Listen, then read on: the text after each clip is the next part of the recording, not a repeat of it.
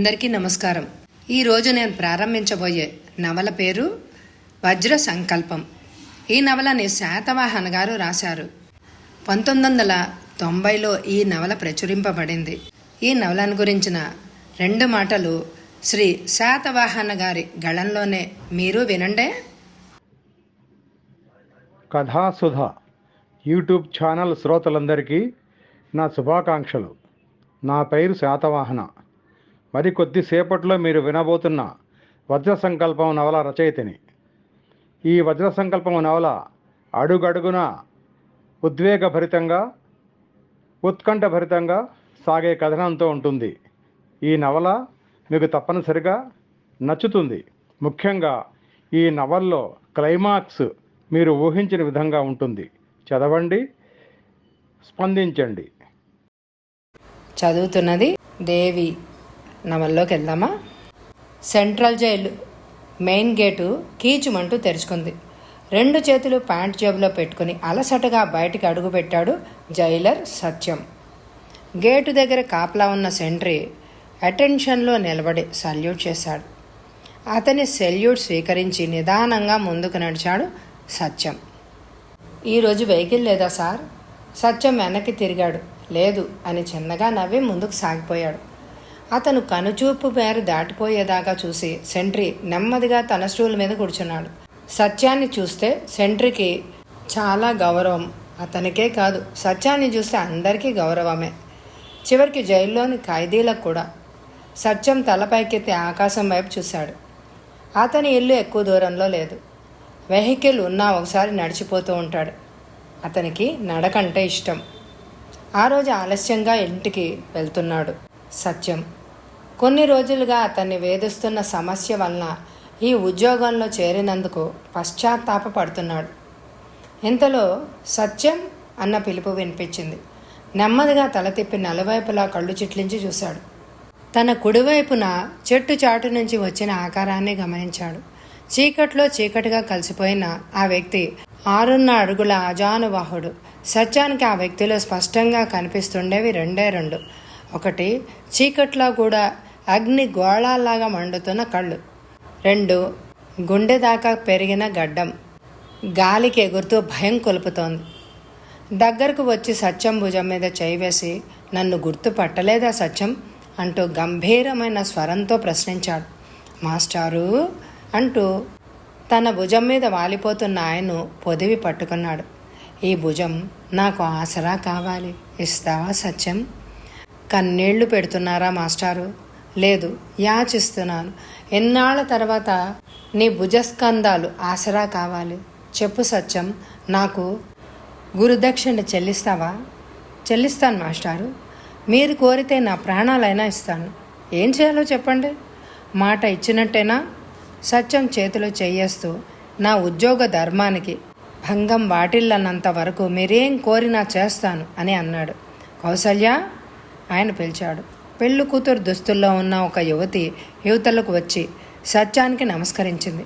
ఈ అమాయకురాలు మరికొద్ది రోజుల్లో విధవ కాబోతోంది. నీ జైల్లో ఉంటూ చెయ్యని నేరానికి ఉరిశిక్ష కోసం ఎదురుచూస్తున్న నా కుమారుణ్ణి తప్పించమని అడగడానికి రాలేదు. నేను కోరబోతున్నది నువ్వు చెయ్యలేని పని మాత్రం కాదు, కానీ సాహసంతో కూడుకున్నది. పై అధికారులకు తెలిస్తే నీ ఉద్యోగానికి ముప్పు రావచ్చు. సిద్ధమేనా? సత్యం తలూపాడు. అయితే విను. భర్త మొహమైనా సరిగ్గా చూడని ఈ అభాగ్యురాల్ని ఒక్క రాత్రికి ఆమె భర్త దగ్గరకు చేర్చగలవా? సత్యం ఉలిక్కిపడ్డాడు. అవును సత్యం, ప్రాణం కోల్పోయే ముందు నా కుమారుడికి ఒక రాత్రి తన నూతన వధువుతో కలిసి ఉండే అదృష్టాన్ని కల్పించు. నాకు మనవడు పుడితే నా ప్రతీన నెరవేర్చుకుంటాను. అదే నాకు గురుదక్షిణ. చేస్తాను మాస్టారు. ఉద్యోగమే కాదు, ప్రాణం పోయినా సరే మీ కోరిక నెరవేరుస్తాను. ఆయన దవడలు బిగుసుకున్నాయి. ఆ దుఃఖంలోనే పళ్ళు కొరికాడు. వజ్రపాణి కాచుకో, నా శపథం నెరవేరే గడియ వస్తోంది. నా వజ్ర సంకల్పం సిద్ధించే క్షణం వచ్చి తీరుతుంది. అందుకు తొలి అంకం ఈ క్షణమే ప్రారంభమైంది. జరగబోయే బృహన్ నాటకానికి ఇదే నాంది ప్రస్తావన. కాచుకో వజ్రపాణి, కాచుకో. జైలర్ సత్యం ఆయన వైపు నిశ్శబ్దంగా చూడసాగాడు. కటకటాల తలుపులు నెమ్మదిగా తెరుచుకుంది. కౌసల్య లోపలికి అడుగుపెట్టింది. పీక్కుపోయిన మొహంతో ప్రేత కళ దోబూజులాడుతున్న అతనిని చూసి ఏడవసాగింది. ఏడవకు కౌసల్య, ఇలాంటి సమయంలో ఏడుస్తారా ఎవరైనా? అనునయంగా ఆమెను దగ్గరకు తీసుకున్నాడు. మృదువుగా తన పెదవులతో ఆమె కళ్ళద్దాడు. మనకు జరిగిన అన్యాయానికి ప్రతీకారం తీర్చగల మగబిడ్డను కని మా నాన్నగారికి అప్పజెప్పు. అన్ని విషయాలు ఆయన చూసుకుంటాడు. నీవు నాకు చేయగలిగిన సహాయం అదే అంటూ ఆమెను దగ్గరకు తీసుకున్నాడు. ఆమె కళ్ళు ఎర్రని ప్రతీకార దాహంతో జ్వలిస్తున్నాయి. ప్రారంభానికి ప్రారంభం. ఆకాశం నిర్మలంగా ఉంది. సూర్యుడు అప్పుడే ఉదయించాడు. అప్పుడే భయంకరమైన నిశ్శబ్దంతో విస్ఫోటం సంభవించింది. ఆ శబ్దాన్ని మేలుజాతి తెల్లగుర్రం ఒక్కసారిగా ముందు కాళ్ళు పైకెత్తి బిగ్గరగా సకిలించింది. ఆ గుర్రం మీద కూర్చున్న వృద్ధుడు అతి చాకచక్యంగా గుర్రాన్ని అదుపులోకి తెచ్చుకున్నాడు. ప్రేమగా గుర్రం మెడ నిమురుతూ హుషారుగా దాని మీద నుంచి కిందకు దూకాడు. అంతలో ఓ వ్యక్తి వచ్చి గుర్రాన్ని పట్టుకున్నాడు. బాబుగారు, ఈ వయసులో కూడా గుర్రం మించి చలాకీగా దూకేవాళ్లను మిమ్మల్నే చూస్తున్నాను అని అన్నాడు అతను. ఆ వృద్ధుడు నవ్వాడు. మా తాతగారు 90 ఏళ్ల వయసులో కూడా మల్ల యుద్ధం చేసేవారు వీరన్న. మా కుటుంబమే అలాంటిది. ఇంతకీ పెద్దబాబు ఎక్కడా? అదిగో ఆడ దిగులుగా కూకున్నాడు. దిగులా? డైనమైట్ పేల్చినా కూడా బావిలో నీళ్లు పడలేదు. అక్కడ తవ్వుతున్న బావి దగ్గరకు చకచకా నడిచాడు. అక్కడ చాలామంది గుమిగూడి ఉన్నారు. వాళ్ళందరూ నిరుత్సాహంగా ఆయన్ని చూసి పక్కకు తొలగి దారిచ్చారు. ఏమైంది? ఎందుకలా మొహాలు చిన్నబుచ్చుకున్నారు? ఏమవుతుంది? డైనమైట్ పెట్టినా నీళ్లు పడలేదు. లోపలంతా రాళ్లమయం. అప్పుడే అక్కడికి వచ్చిన రాజేంద్రవర్మ అన్నాడు. అంత సులువుగా ఓటమిని అంగీకరిస్తే మనిషి ఆది మానవుడిగానే మిగిలేవాడు. పెదబాబు, మరొక్కసారి డైనమైట్ పెట్టి ప్రయత్నించు. లాభం లేదు విశ్వంధర వర్మ, ఈ ప్రదేశంలో నీళ్లు పడవు. ఆ వృద్ధుడు వెలిక్కిపడి గిరుక్కున వెనక్కి తిరిగి చూశాడు. వజ్రపాణి అప్రయత్నంగా అన్నాడు. నల్లగా నిగనిగలాడుతున్న గుర్రం మీద ఒక ఆకర్షణీయమైన యువకుడు కూర్చుని ఉన్నాడు. కళ్ళు క్రూరంగా చూస్తున్నాయి. నేను ఇక్కడికి ఎందుకు వచ్చాను అని ఆశ్చర్యపోతున్నావా విశ్వధర వర్మ? నీళ్లు పడనందుకు పరామర్శించి పోదామని వచ్చాను అన్నాడు వజ్రపాణి ఎగతాళిగా. నా భూమిలో నీళ్లు పడతాయో వజ్రాల గనులే పడతాయో నీకు అనవసరం. తప్పు, చాలా తప్పు. నీ బావిలో నీళ్లు పడక నువ్వు ఊరు విడిచిపోవడం నాకు చాలా అవసరం. అది అసాధ్యం. నా చేత ఊరు విడిపించడం నీ తరం కాదు. చూద్దాం వర్మ, ఇదే నా రాజ్యం.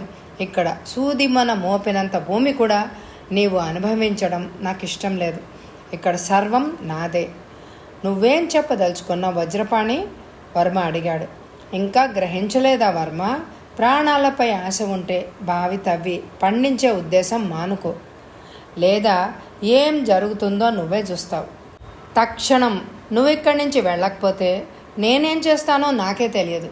వెళ్ళిపో అని వర్మ హెచ్చరించాడు. వర్మ, ఈ భూమిలో ఎవరైనా నాగలి పట్టారో ఆ చేతులు నరికేస్తాను. ఈసారి నేను నీ ముందుకు వస్తే మృత్యు రూపం ధరించి వస్తాను. గుడ్ బాయ్ అంటూ వజ్రపాణి గుర్రాన్ని శరవేగంతో పరిగెత్తించాడు. విశ్వధర వర్మ చక్రపాణిల తాత ఒక్కడే. ఆయనకి 2 భార్యలు.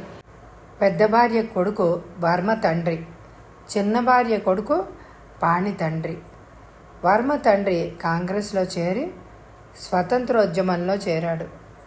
దాన ధర్మాలు విపరీతంగా చేశాడు. దానితో జమీందారి ఆస్తి పోగొట్టుకుని బాగా దెబ్బతిన్నాడు. బ్రిటిష్ వారు ఆయన్ను ఉరితీశారు. పాణి తండ్రి రాజసేవలో గడిపాడు. వర్మ తండ్రి ఆస్తిని కూడా తనే కొనుక్కుని బాగా పెరిగాడు. కథాకాలం నాటికి వర్మకు మిగిలింది బావి తవ్వుతున్న కొద్దిపాటి భూమి, ఆ తెల్లగుర్రం. విశ్వధర వర్మ మంచికి, వజ్రపాణి దుష్టత్వానికి ప్రతీకలు. వజ్రపాణి వెళ్ళాక వర్మ తన వాళ్లను బావిలో మరో డైనమైట్ పెట్టమని ఆజ్ఞాపించాడు. మరోసారి విస్ఫోటం జరిగింది. నీళ్లు పడ్డాయి. ఆనందంగా కేక పెట్టాడు వీరన్న. అక్కడున్న వాళ్ళందరి మొహాలు వికసించాయి. బండ పగిలిన చోట నుంచి పాతాళ గంగ పైకి విరజిమ్ముతోంది. ఆ నీటి ఉరవడికి పక్కల మట్టి కరగసాగింది. ఇంతలో మెరుస్తూ ఒక అపురూపమైన రాయి కనపడింది. ఆయన హఠాత్తుగా ముందుకు కదలి చకచకా మెట్లు దిగి ఆ జలధారతో శుభ్రపడిన వస్తువును చేతిలోకి తీసుకున్నాడు. ఆ వస్తువేమిటో గుర్తించగానే సంతోషంతో దాన్ని ముద్దు పెట్టుకుంటూ బయటకు వచ్చాడు వర్మ. అందరూ ఒక్కసారి ఆయన చుట్టూ మూగారు. ఆయన చేతిలో గొప్ప కాంతితో మెరుస్తున్న వస్తువును కళ్ళప్పగించి చూశారు. వజ్రం రాజేంద్ర, వజ్రం. ఇంత పెద్ద వజ్రం ప్రపంచంలో మరెక్కడా ఉండదు. ముడి వజ్రంగానే ఇంత మెరుస్తూ ఉంటే సాన పట్టిన తర్వాత దీన్నెవరు సూటిగా చూడలేరేమో. సూర్యకిరణంలాగా చురుక్కుమనిపిస్తోంది. అందుకే దీన్ని సూర్య నేత్రం అంటూ బిగ్గరగా నవ్వాడు. నాన్న, అయితే మనం ఇప్పుడు కోటీశ్వరులం, మనకి ఎదురు లేదు అన్నాడు రాజేంద్రవర్మ. రాజేంద్ర, ప్రకృతి ప్రసాదించిన సంపద ఏ ఒక్కరిది కాదు, అందరిది. మానవజాతి కళ్యాణం కోసం ఖర్చు కావాలి. ఈ క్షణం నుంచి ఈ వజ్రం అందరికీ అంకితం అవుతుంది. రాజేంద్రవర్మ తన తొందరపాటుకు సిగ్గుపడి తల వంచుకున్నాడు. ఆయన కంఠంలో వినిపించిన వజ్ర సంకల్పానికి అందరూ ఆశ్చర్యచకితులయ్యారు. వజ్రపాణి నివసించే హవేలీలోని పురాతన రహస్య మందిరం అత్యంత వైభవంగా ఉంటుంది. ఏ వైపు చూసినా వజ్రాలు, వైడూర్యాలు. ఆ మందిరం నిండా ఉన్న నగ్న ప్రతిమలు వజ్రాల పతకాలతో, కిరీటాలతో అలంకరించబడి ఉన్నాయి. ఎక్కువ కాలం అతను వాటిని చూసుకుంటూ కాలం గడుపుతాడు. లోకంలోని వజ్రాలన్నీ తన దగ్గరే ఉండాలనే ఆశాపరుడు. దానికోసం ఆయన ఎంత దుర్మార్గమైనా చేస్తాడు. ఒక్క ప్రతిమ తలపై ఉన్న వజ్ర కిరీటాన్ని తన తలపైకి పెట్టుకొని అద్దంలో చూసుకుంటూ విపరీతమైన ఆనందాన్ని అనుభవిస్తున్నాడు. రహస్య మందిరం తలుపు హఠాత్తుగా తెరుచుకోగానే ఉలిక్కి పడ్డట్టు చూశాడు. నెమ్మదిగా తల మీది కిరీటాన్ని ప్రతిమకు అలంకరించి, ఏమైనా కబురు తెచ్చావా జయరాజ్ అంటూ వచ్చిన మనిషిని పలకరించాడు. విశ్వంధర వర్మ తవ్విస్తున్న బావిలో నీళ్లు పడ్డాయి బాస్. మీరు చెప్పినట్టే చాటుగా ఉండి అక్కడేం జరుగుతుందో గమనిస్తున్నాను. ఇంతలో ఒక మహా అద్భుతం జరిగింది. ప్రపంచంలో ఇంతవరకు ఎవరు కని విని ఎరగని బ్రహ్మాండమైన వజ్రం వర్మకు దొరికింది. సుమారు 5,000 క్యారెట్లు ఉండవచ్చునని వర్మ తన వారితో అంటున్నాడు అని జయరాజు ముగించాడు. వజ్రపాణికి షాక్ తగిలినట్టు అయింది. 5,000 క్యారెట్ల వజ్రమా? ఇది సంభవమా? వర్మ ఆ వజ్రానికి సూర్య నేత్రం అనే పేరు పెట్టాడు అన్నాడు జయరాజ్. వజ్రపాణికి ఒక్క మాట కూడా వినిపించలేదు. దిగ్భ్రమ చెందాడు. అతని మస్తిష్కం తీవ్రంగా ఆలోచిస్తోంది. అర్ధరాత్రి కావస్తోంది. రాజేంద్రవర్మ మంచం మీద దిగ్గున లేచి కూర్చున్నాడు. సూర్య నేత్రాన్ని చూసినప్పటి నుంచి మహోద్వేగంతో నిలకడ లేనివాడయ్యాడు. అతని మనసే ఒక సూర్య నేత్రంలా ఉంది. అతను ఆ వెలుగు తట్టుకోలేకుండా ఉన్నాడు. అదే వజ్రాలకుండే ఆకర్షణ శక్తి. మెలకుగా ఉన్న భార్యను, నిద్రపోలేదా లక్ష్మి అంటూ పలకరించాడు. ఇక నాకు ఎన్ని రోజులు నిద్ర పడుతుందో తెలియదు. కన్ను మూసినా కన్ను తెరిచినా సూర్యనేత్రం కనిపిస్తోంది. దాన్ని పదే పదే చూడాలనిపిస్తోంది అంటూ గోడకున్న తాతలనాటి ఖడ్గాన్ని చేత్తో పట్టుకొని బయలుదేరాడు బావి దగ్గరకు. విశ్వంధర్ వర్మ ఆ వజ్రం గురించి ప్రభుత్వానికి తెలియజేయడానికి జిల్లా కేంద్రాలయానికి వెళ్ళాడు. వర్మ తెలివి తక్కువ వల్ల కానీ, సూర్యనేత్రం బలి కోరడం వల్ల కానీ వజ్రాన్ని కలెక్టర్కు అప్పచెప్పడానికి వెంట తీసుకువెళ్ళలేదు. పోనీ జాగ్రత్తగానైనా దాయనైనా దాయలేదు. మళ్ళా ఆ బావిలోనే దొరికిన చోట ఉంచాడు. అందుచేత రాజేంద్రవర్మ వజ్రాన్ని చూడ్డానికి బయలుదేరితే అతనితో పాటు భార్య, చెల్లెలు, కొడుకు కూడా బయలుదేరారు. విశ్వంధర్ వర్మకు 2 కొడుకులు, 1 కూతురు. పెద్దవాడు రాజేంద్రవర్మ, చిన్నవాడు నరేంద్రవర్మ. అతనికి వారం క్రితమే వివాహమైంది. మంచి ముహూర్తం లేక శోభనం వాయిదా పడింది. ఉద్యోగ ప్రయత్నం కోసం హైదరాబాద్ వెళ్ళాడు. నేడో రేపో రావచ్చు. రాజేంద్రవర్మకు బుద్ధి మందగించింది. అర్ధరాత్రి సమయంలో ఆడవాళ్లను పసి పిల్లవాడిని వెంటబెట్టుకుని ఆ కొండ మధ్యకు బయలుదేరడం మూర్ఖత్వం. తన వెనక నీడలా వెంటాడుతున్న ఇద్దరు మనుషులను గమనించలేదు. దీనికంతటికి మూలం సూర్యనేత్రం అనే వజ్రం. నట్టడవిలోంచి జోరుగా పరుగెడుతోంది పాతకాలం నాటి గుర్రం. బగ్గీకి రెండు వైపులా అమర్చబడిన శక్తివంతమైన బ్యాటరీ లైట్లు చాలా దూరం వరకు చీకటిని పారదోలుతున్నాయి. ఇట్లా చీకట్లో బయలుదేరడం మంచిదేనంటారా బాబుగారు? గుర్రాన్ని అదిలిస్తూ అడిగాడు వీరన్న. అవును వీరన్న, ఇలా రహస్యంగా వెళ్తేనే మంచిది. పొద్దున్నే కలెక్టర్ గారిని కలుసుకుని సూర్యనేత్ర సమాచారాన్ని ఆయనకు తెలియచేయవచ్చు. మన ప్రయత్నం గురించి ఏ మాత్రం తెలిసినా వజ్రపాణి అడ్డుకోవడానికి ప్రయత్నిస్తాడు అన్నాడు విశ్వధర వర్మ. సరిగ్గా ఆయన మాట పూర్తి చేశాడో లేదో గుర్రం ముందు కాళ్ళు పైకి లేపి బిగ్గరగా సకిలించింది. వాళ్ళిద్దరూ అదిరిపడి ఎదురుగా చూశారు. చేతుల్లో కొరడాలతో దాదాపు 10 మంది వ్యక్తులు బగ్గి చుట్టుముట్టారు. రాజేంద్రవర్మ జాగ్రత్తగా మెట్ల వెంబడి బావిలో దిగాడు. బావి పైనుంచి శ్రావణి టార్చ్ లైట్ వెలుతురును బావిలోకి వేస్తోంది. సూర్యనేత్రాన్ని దాచిపెట్టిన చోట మట్టిని పెళ్లగించి సూర్యనేత్రాన్ని చేతుల్లోకి తీసుకున్నాడు. ముడి వజ్రమే అయినప్పటికీ టార్చ్ లైట్ కాంతితో బావి అంతా ప్రకాశించింది. రాజేంద్రవర్మ వజ్రంతో పైకొచ్చాడు. ఇదే సూర్యనేత్రం. చరిత్రలో మానవుడు కని విని ఎరగనంత మహావజ్రం. ఆనందంతో ముగ్గురికి చూపించాడు. వాళ్ళు ఆ వెలుతురు ముద్దను అర్ధరాత్రి సూర్యోదయంలాగా విభ్రాంతి చెంది కళ్ళప్పగించి చూడసాగారు. హఠాత్తుగా చిన్న నవ్వు వినిపించింది. ఒక్కసారిగా ఉలిక్కిపడి తలలు పైకెత్తి చూశారు. ఎదురుగా వజ్రపాణి నిలబడి ఉన్నాడు. రాజేంద్రవర్మ చేతిలో మెరుస్తున్న వజ్రాన్ని ఆశ్చర్యంగా ఆశగా చూశాడు. ఎదురుగా కనిపిస్తున్న మనుషులను చూస్తూనే విశ్వంధరవర్మ బగ్గీలోంచి కిందకి దూకుతూ వీరన్న ప్రమాదం అంటూ హెచ్చరించాడు. వాళ్ళందరి చేతుల్లో ఖడ్గాలున్నాయి. వాళ్ళు తనను సమీపించగానే చర్నాకోల్తో ఒకటి శరీరం మీద రివ్వున కొట్టాడు. ఆ వ్యక్తి కేక పెడుతూ వెనక్కి పడ్డాడు. ఆ దృశ్యం చూడగానే మరొకడు ఖడ్గంతో వీరన్న చెయ్యి నరికాడు. మరొకడు తలను ఖండించాడు. కన్ను మూసి తెరిచేలోగా జరిగిపోయింది ఆ ఘోరం. ఆ దృశ్యం చూసిన విశ్వధర వర్మ సింహంలాగా గర్జిస్తూ ఆ వ్యక్తిని 2 చేతులతో పైకెత్తి మిగిలిన వాళ్ల వైపు బంతిలా విసిరేశాడు. ఆయన వృద్ధుడైన మహావీరుడు. బ్రిటిష్ వాళ్లతో అనేకసార్లు పోరాటం జరిపినవాడు. శత్రువులు కేకలు వేస్తూ చెల్లా చెదురయ్యారు.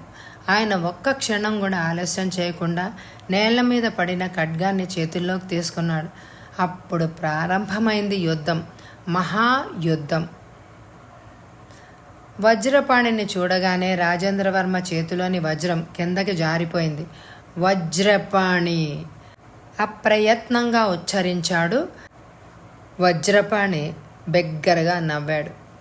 రాజేంద్రవర్మ పళ్ళు పటపటా కొరుకుతూ వజ్రపాణి మీదకు పోబోయాడు. అప్పటికే చేతుల్లో పొడవాటి ఖడ్గాలు ధరించిన 10 మంది వాళ్లను చుట్టుముట్టారు.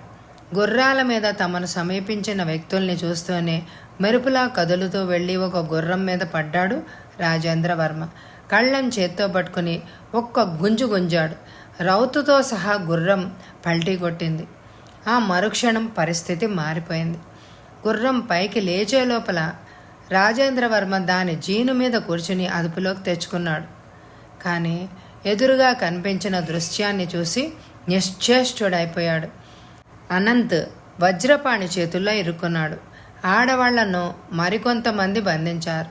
వజ్రపాణి చేతుల్లోని పిడిబాకు ఆ పసివాడి కంఠం మీద ఉంది. ఒక్కుమ్మడిగా 10 మంది తన మీదకు దూకగానే మెరుపులాగా ప్రక్కకి తప్పుకున్నాడు విశ్వధర వర్మ. తప్పుకుంటూనే తన దగ్గరున్న కత్తితో ఇద్దరినీ నరికేశాడు. మరుక్షణం వీరన్నను చంపినవాడి మీదకు వెళ్ళి ఒక వేటుతో తల నరికాడు. అది చూసిన మిగతా వాళ్ళు ఆహాకారాలు చేశారు. విశ్వధరవర్మ మరోసారి సింహ గర్జన చేశాడు. అప్పటికే తమ సహచరులు 3 కూలడం, ఆయన ఖడ్గ విద్యా నైపుణ్యం గమనించిన మిగిలిన వారు కత్తులు పారవేసి పరుగులు తీశారు. వజ్రపాణి తన మీదకే దాడి చేయించాడు అంటే రాజేంద్ర పైకి వెళ్ళే ఉంటాడు. వజ్రాన్ని గురించి ఎలా తెలుసుకున్నాడో ఆలోచించడం అనవసరం. ముందు రాజేంద్ర వర్మ క్షేమం చూడాలి. వెంటనే గుర్రపు బగ్గి ఎక్కి వాయువేగంతో పరిగెత్తాడు. వజ్రపాణి పళ్ళు పటపటా కొరికాడు రాజేంద్రవర్మ. భలే ఫీట్ చేశావోయ్. వెక్కిరింపుగా పకపకా నవ్వాడు. నీ సాహసానికి మెచ్చుకున్నాం కానీ గుర్రం దిగిరా, లేదంటే ఈ కత్తి నీ ముద్దుల కొడుకు పేకలో దిగుతుంది. రాజేంద్ర వర్మ మొహం జేవరించింది. నెమ్మదిగా గుర్రం దిగి వజ్రపాణికి ఎదురుగా నిలబడ్డాడు. ఎంత ఫూల్వోయ్ రాజేంద్ర, వజ్రం దగ్గరకు వెళ్తూ నిన్నెవరైనా అనుసరిస్తున్నారో లేదో కూడా గమనించకుండా వచ్చావు. అర్ధరాత్రి భార్యను, చెల్లెల్ని, కొడుకును కూడా ప్రమాదంలోకి లాక్కొచ్చాడు. వజ్రం సంగతి నాకు తెలియదు అనుకున్నావు కదూ. నేను కేవలం వజ్రం తీసుకెళ్తాను అని అనుకున్నావు కదూ. నో నో, మీ అందరి ప్రాణాలు తీయకపోతే నాకెంత ప్రమాదమో తెలుసు. అంతేకాదు, మీ బీడు భూమిలో నాకు చాలా అవసరం ఉంది. అందులో ఇప్పుడు వజ్రాల పంటలు పండుతాయి. అర్థమైందా? దేవుణ్ణి తలుచుకో అంటూ కత్తి పైకెత్తాడు. సరిగ్గా అదే సమయంలో లక్ష్మి తనను పట్టుకున్నవాణ్ణి విదిలించి కొట్టి రాజేంద్రకు అడ్డుపడింది. చక్రపాణి కత్తి ఆమె వీపులోంచి దూసుకుపోయి గుండెల్లో దిగబడింది. లక్ష్మి అంటూ పొలికేక పెట్టి వజ్రపాణి మీదకు దూసుకుపోబోయాడు. వజ్రపాణి కత్తి రెండోసారి విసిరాడు. రాజేంద్ర కంఠంలో దిగబడింది. చివ్వున పైకి ఎగజిమ్మిన రక్తం జల్లులాగా వజ్రపాణి మొహాన్ని తడిపేసింది. నెమ్మదిగా శ్రావణి వైపు తిరిగాడు. చిన్నాన్న అంటూ శ్రావణి మమ్మల్నేమీ చేయొద్దని ప్రార్థించిన వెనక కత్తిని ఆమె గుండెల్లో పొడిచాడు. రక్తంతో తడిసిన మొహంతో అనంతం కోసం చూసిన వజ్రపాణి ఉలిక్కిపడ్డాడు. 10 ఏళ్ల అనంత చేతిలో ఖడ్గం తళతళా మెలుస్తోంది. తన కాళ్ళ దగ్గర పడున్న సూర్య నేత్రానికి రక్షకుడులాగా నిలబడ్డాడు. బేష్, నీ బాబు కంటే నువ్వు వీరుడమన్నమాట అంటూ తన వాళ్లతో ఈ చిట్టి వీరుణ్ణి పట్టుకోండి అని ఆర్డర్ వేశాడు. మరుక్షణం వాళ్ళెవ్వరూ ఊహించని పని చేశాడు అనంత్. గిరుక్కున వెనక్కు తిరిగి ఒకటి కాలుని నరికి కత్తిని అవతలకు విసిరి వజ్రాన్ని 2 చేతులతో పట్టుకొని పరుగుతీశాడు. అసలే రక్తంతో తడిసి భయంకరంగా ఉన్న వజ్రపాణి మొహం క్రోధంతో మరింత భయంకరంగా మారింది. సూర్య నేత్రంతో పారిపోతున్న ఆ పసివాడి వైపు చేతిలోని కత్తిని విసిరాడు. తన కుటుంబ సభ్యులు ఏమయ్యారో అన్న ఆందోళనతో వస్తున్న విశ్వధర వర్మకు కనిపించిందా భయంకరమైన దృశ్యం. బాబు, అనంత్ గుండెలు పగిలేటట్టు ఆక్రోశించాడు. తాతయ్య చివరిసారిగా పలికి తల వాల్చేశాడు. చేతిలోని వజ్రం కిందకు జారిపోయింది. బాబు, అనంత్ అంటూ ప్రాణాలు పోయిన పసివాణ్ణి గుండెలకు హత్తుకున్నాడు. వజ్రపాణిని చూస్తూనే ఆ వృద్ధుడి కళ్ళు క్రోధంతోనూ బాధతోనూ ఎరిపెక్కాయి. కానీ ఎదురుగా కనిపిస్తున్న తన పిల్లల మృతదేహాలు ఆయన సమస్త శక్తుల్ని హరించివేశాయి. ఏమిటిది వజ్రపాణి? అభం శుభం ఎరగని పసివాడు ఏం చేశాడు? నీకు కక్ష సాధించాలని ఉంటే నన్ను చంపాల్సింది, అంతేకాని నా పిల్లల మీద కక్ష ఎందుకు కట్టావు? దీనంగా అడిగాడు. నీ ప్రాణాలు తీయాలనే నా మనుషులను పంపించాను. నువ్వెలా తప్పించుకోగలిగావో ఆశ్చర్యంగా ఉంది. ఈరోజు బావిలో నీళ్లు పడిన బంజరు భూమికి వారసులెవ్వరూ మిగలడం నాకు ఇష్టం లేదు. నీ బంజరు భూమి నాకు కావాలి వర్మ. పంటలు పండుతాయో లేదో తెలియదు కానీ ఆ రాతి నేల కోసం 4 బలి ఇచ్చావా వజ్రపాణి? వజ్రపాణి నవ్వాడు. నీ బీడులో వజ్రాల పంటలు పండబోతున్నాయి. ఇంతటి మారణ హోమం జరిపింది వజ్రాల గనుల కోసం. అయితే ఇంకా ఆలస్యం దేనికి వజ్రపాణి? నా సర్వనాశనం అయిపోయాక నేను మాత్రం ఎందుకు బ్రతకాలి? నన్ను కూడా త్వరగా చంపేయి. నన్ను కూడా చంపి నా శవం మీద నీ ఆశా సౌదాలు నిర్మించుకో అన్నాడు విశ్వధర వర్మ. నిన్ను చంపడమా? ఇంత క్రితమైతే నిన్ను చంపేవాణ్ణి, కానీ ఇప్పుడు నీవొక జీవచ్ఛవానివి. నిన్ను చంపి నా ఆనందాన్ని పాడు చేసుకోను. నీ చిన్న కొడుకును తప్ప అందరినీ నాశనం చేశాను. నరేంద్ర వర్మ కోసం వేరే సెటప్ చేశాను. నీ 2 చేతులు తెగినట్టే. నీవి బాధతో కుంగి కృషించి నశించిపోవాలి. కాటికి కాళ్ళు జాచుకున్న నీ చివరి రోజుల్లో తోడు నీడ ఎవ్వరూ లేక తీసుకు చావాలి. ఈ శిక్ష నీకెందుకో తెలుసా? నాతో విరోధం పెట్టుకున్నందుకు. నీ తండ్రి నా తండ్రితో విరోధం పెట్టుకున్నందుకు. ఆ వంతు శిక్ష కూడా నువ్వే అనుభవించు. కుళ్ళి చావాలి. ఉన్మాదిలాగా పేలుతూ దిక్కులు దద్దరిల్లేలాగా వికటాట్టహాసం చేశాడు. నేల మీద చల్లా చెదరుగా పడి ఉన్న తన పిల్లల శవాల్ని చూస్తూ గుండె పగిలి మాటలు రాని మోగవాడిలా చెవిటివాడిలా స్తంభించిపోయాడు. చక్రపాణి హఠాత్తుగా వికటాట్టహాసం ఆపి తన అనుచరులతో, ఏ వజ్రం మూలనైతే ఈ దౌర్భాగ్యులు ప్రాణాలు పోగొట్టుకున్నారో ఆ వజ్రం దొరికిన బావిలోనే ఈ శవాలన్నీ వేసి పూడ్చండి. అనంత శవం పక్కనే ఉన్న వజ్రాన్ని 2 చేతుల్లోకి తీసుకుని నెత్తిమీద పెట్టుకొని రాక్షస తాండవం చేస్తున్నాడు. 4 శవాల్ని బావిలో పారవేసి తెల్లవారేసరికి బావిని పూడ్చేశారు. తెల్లవారే వరకు విశ్వధర వర్మ ఆ బావి వైపే నిశ్చలంగా చూస్తూనే ఉండిపోయాడు. తెల్లవారే వరకు చక్రపాణి వజ్రాన్ని నెత్తిమీద పెట్టుకుని రాక్షస తాండవం చేస్తూనే ఉన్నాడు. శవాన్ని పూడ్చేశాం బాస్ అన్నారు అనుచరులు. హఠాత్తుగా ఆకాశం పగిలినట్టు శబ్దం వినిపించింది. ఆకాశం నుంచి ఒకానొక వెలుతురు రేఖ సరాసర బావిపైకి వచ్చి వాలింది. వెంటనే ఆ కాంతి ముక్కలైనట్టు కాంతి శిలలు శకలాలుగా ఆ పూడిపోయిన బావి మీద నిర్విరామంగా కురియడం ప్రారంభించాయి. ఆ దృశ్యం చూస్తూనే ప్రళయ సంకేతంగా భావిస్తూ భయంతో వణికిపోయారు. కానీ వజ్రపాణి మాత్రం వజ్ర సంకేతం అంటూ బిగ్గరగా అరిచాడు. రైలు పెద్ద కూత పెట్టుకుంటూ స్టేషన్కి వచ్చి ఆగింది. నరేంద్రవర్మ తన కంపార్ట్మెంట్లోంచి దిగి అటు ఇటు చూశాడు. ఎవ్వరూ కనిపించలేదు. చిన్నగా నెట్టూడుస్తూ సామాన్ దించుకోవడానికి పెట్టిలోకి ఎక్కబోయాడు. అంతలో బూట్లు టకటకలాడించుకుంటూ పోలీసులు 4 వచ్చారు. నీ పేరేనా నరేంద్రవర్మ? ఇన్స్పెక్టర్ గద్దించి అడిగాడు. అవును, ఎందుకు? తెలుస్తుంది. ఏయ్ 104, ఇతని సామాన్ చెక్ చేయండి. కానిస్టేబుల్ నరేంద్రవర్మ సామాన్ బయటికి తెచ్చాడు. ఒక హోల్డర్, తోలిపెట్ట, ఒక ట్రంక్ పెట్ట. ఆగండి, ఆ ట్రంక్ పెట్టె నాది కాదు. షటప్, ఈ ట్రంక్ పెట్టె నీదే. ట్రంక్ పెట్టెకు తాళం వేసిలేదు.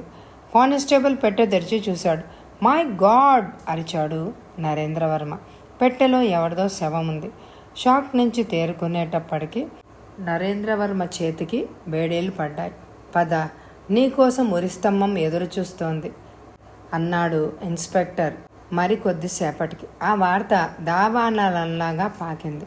ఆ వార్త తెలిసిన వెంటనే వజ్రపాణి సూర్య నేత్రాన్ని చూసి రాక్షస ఆనందంతో వికటాట్టహాసం చేశాడు. విశ్వధర వర్మ ఆ ఇంటి గుమ్మం ముందర నిలబడి తలవంచుకుని భారంగా ఆ ఇంటి లోపలికి అడుగుపెట్టాడు. ముందు గదిలో 3 వ్యక్తులు కూర్చున్నారు. ఒక పురుషుడు, 2 స్త్రీలు. అందులో చిన్నగా ఉన్న స్త్రీ వారి కుమార్తె. ఆమె వెక్కి ఏడుస్తోంది. తల్లి ఓదారుస్తోంది. నెమ్మదిగా ఆమెను సమీపించాడు. ఆమె 2 చేతులు ఎత్తి ఆయనకు నమస్కరించింది. జోడించిన 2 చేతులను పట్టుకుని, అమ్మా కౌసల్య, అంతా అయిపోయింది తల్లి. నరేంద్రుడికి ఉరిశిక్ష ఖాయం చేశారు. ఆమె ముందే తెలుసుకున్నట్లుగా మౌనంగా రోధించసాగింది.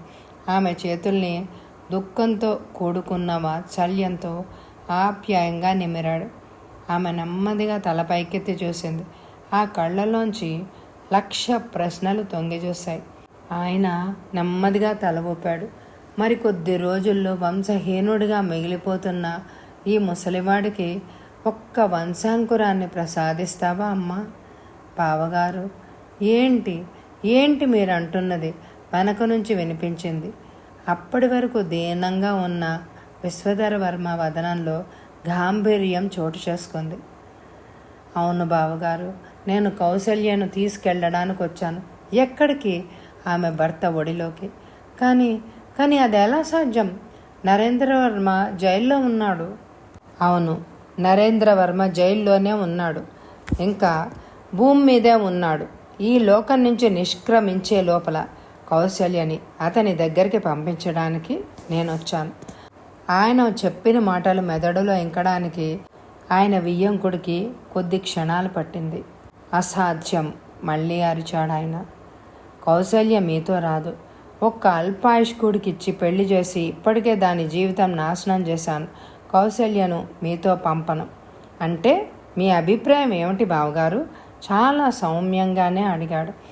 కౌసల్యకు నేను మళ్ళీ పెళ్లి చేయదలుచుకున్నాను, మొహం మరోవైపు తిప్పుకుంటూ అన్నారు ఆయన. ఆ మాట వింటూనే విశ్వధరవర్మ హతాశుడయ్యాడు. ఆయన కళ్ళల్లో మళ్ళీ దైన్యం ప్రవేశించింది. మరోసారి 2 చేతులు పట్టుకున్నాడు. అవును, నేనది ఆలోచించలేదు. నా వంశం అంతమవుతుందనే ఆవేదనలోనే ఉన్నాను. ఏ అచ్చట ముచ్చట తీరకుండానే నిస్సారమవుతుందే అన్న ఆలోచన కూడా లేకుండా నేను నీ కోరిక కోరాను. నా స్వార్థం కోసం, నా వంశవృక్షం మోడు వారకుండా ఉండడం కోసం నీ 100 ఏళ్ల జీవితాన్ని శాపగ్రస్తురాలిలాగా జీవించమనే అధికారం నాకు లేదు. అయినా అర్థిస్తున్నాను. చిన్న దానివైనా నీ ముందు 2 చేతులు జోడించి వేడుకుంటున్నాను. మీ నాన్నగారి అభిప్రాయమే నీ అభిప్రాయమా? కౌసల్య, నువ్వు లోపలికెళ్ళు అన్నాడు తండ్రి. ఆమె జవాబు ఇవ్వలేదు. కనీసం తల తిప్పి తండ్రి వైపు కూడా చూడలేదు. ఆమె కళ్ళు విశ్వధర వర్మ వైపే చూస్తున్నాయి. కౌసల్య, చెప్తుంటే నీకు కాదు, లోపలికి వెళ్ళు అన్నాడు తండ్రి. చెప్పు తల్లి, నీ నిర్ణయం ఏమిటి? ఆత్రంగా అడిగాడు విశ్వధర వర్మ. ఆమె సమాధానం ఏమీ చెప్పలేదు. శక్తి ఉడిగిపోయిన వాడిలాగా బలహీనంగా కుడిచేయి పైకెత్తి ఆమె తల మీద ఉంచి సుఖీభవ చిన్నగా ఆశీర్వదించాడు. విశ్వధర వర్మ నిరాశగా నిట్టూర్చి గుమ్మంలోంచి కాలు బయటపెట్టాడు. ఆగండి మావయ్య అంటూ వెనక నుంచి వినిపించింది. పదండి మావయ్య, మీ వెంట నేను వస్తాను. మీరు ఎక్కడికి తీసుకువెళ్తే అక్కడికి వస్తున్నాను. చెయ్యని నేరానికి ఉరిశిక్ష పాలైన భర్తను విడిచిపెట్టి నా సుఖం నేను వెతుక్కుంటూ వెళ్ళేంత స్వార్థపరురాల్ని కాదు. నా ఇష్టాయిష్టాలతో నిమిత్తం లేకుండా మా నాన్న తీసుకున్న నిర్ణయాలకు నేను బాధ్యురాల్ని కాదు. మనస వాచ కర్మణ మీరు చెప్పినట్టే చేస్తాను. కౌసల్య, మరోసారి తండ్రి ముందుకు రాబోయాడు. కోడలి నిర్ణయం విన్నాక ఆయనకి 1000 ఏనుగుల బలం వచ్చింది. దివ్యమైన వెలుగుతో ఆయన మొహం వెలిగిపోయింది. కౌసల్య ఇప్పుడు నీ కూతురు కాదు, నా కోడలు. ఆపడానికి ప్రయత్నించారో జాగ్రత్త అంటూ కౌసల్య చేయి పట్టుకుని సింహంలాగా గుమ్మం దాటాడు. కౌసల్య వెనుతిరిగి చూడకుండా ఆయన్ని అనుసరించింది. జరిగిందంతా నెమరు వేసుకుంటూ నిట్టూర్చాడు విశ్వధర వర్మ. ఒక ప్రైవేట్ నర్సింగ్ హోంలో వెటర్నిటీ వార్డులో కూర్చుని ఆత్రంగా తలుపుల వైపు చూస్తున్నాడు. లోపల నుంచి వినవచ్చే వార్త కోసం ఆయన చెవులు ఆత్రంగా చూస్తున్నాయి. విశ్వధర వర్మ పక్కనే జైలర్ సత్యం నిలబడి ఉన్నాడు. కౌసల్యతో పాటు ఆయన భార్య కూడా కాన్పు కోసం వార్డులో ఉంది. ఇద్దరికీ ఒకేసారి పురిటి నొప్పులు వస్తున్నాయి. అంతలో తలుపులు తెరుచుకున్నాయి. విశ్వధర వర్మ ఒక్క అంగలో డాక్టర్ని కలిశాడు. కంగ్రాచ్యులేషన్స్, మగబిడ్డ, తల్లి బిడ్డ క్షేమంగా ఉన్నారు. విశ్వధర వర్మ అమాంతం సత్యాన్ని కౌగిలించుకున్నాడు.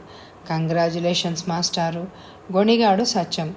ఆ మాట అంటుండగా అతని కళ్ళల్లో కన్నీటి బొట్లు మెరవడం విశ్వధర వర్మ గమనించలేదు. కౌసల్య నెమ్మదిగా కళ్ళు తెరిచి చూసింది. ఎదురుగా విశ్వధర వర్మ కొండ చర్యలాగా నిలబడి ఉన్నాడు. మామయ్య, బలహీనంగా అందామ. నా బాబు ఏడి, నా బిడ్డ క్షేమంగా ఉన్నాడు. నెమ్మదిగా ఆమె పక్కనున్న స్టూల్ మీద కూర్చుని అనునయంగా ఆమె చేతిని నిమిరాడు. తల్లి, నీ బిడ్డను నీకు చూపించగలను, కానీ చూపించను. మాతృ ప్రేమను మించిన శక్తి సృష్టిలో మరొకటి లేదు. ఒక్కసారి నీ బిడ్డను నువ్వు చూస్తే నీ వజ్ర సంకల్పం బీటలు వారుతుంది. ఉరుకంబానికి వేలాడే ముందు నీ భర్తకు నువ్వు చేసిన వాగ్దానం భగ్నమైపోతుంది. కౌసల్య మొహం గంభీరంగా మారిపోయింది. మామయ్య, ఇప్పటి వరకు మీరు చెప్పిన మాట ఏదీ నేను కాదనలేదు. ఇంక ముందు నేను కాదనను కూడా. నా బిడ్డను మీరు ఎలా పెంచుతారని కానీ, ఎక్కడ పెంచుతారని కానీ నేను అడగను. ఆ మాత్రం సంకల్ప బలం లేని దాన్నైతే ఈ కథ ఇక్కడి వరకు వచ్చేదే కాదు. ఇక ఎంత మాత్రం ఆలస్యం చేయకండి మావయ్య. 9 నెలలు మోసి కన్నబిడ్డను ఒక్కసారి చూసుకొనివ్వండి. తర్వాత వాడిని మీరేం చేసుకున్నారో నేను నోరెత్తను. విశ్వధర వర్మ గాఢంగా నెట్టూర్చాడు.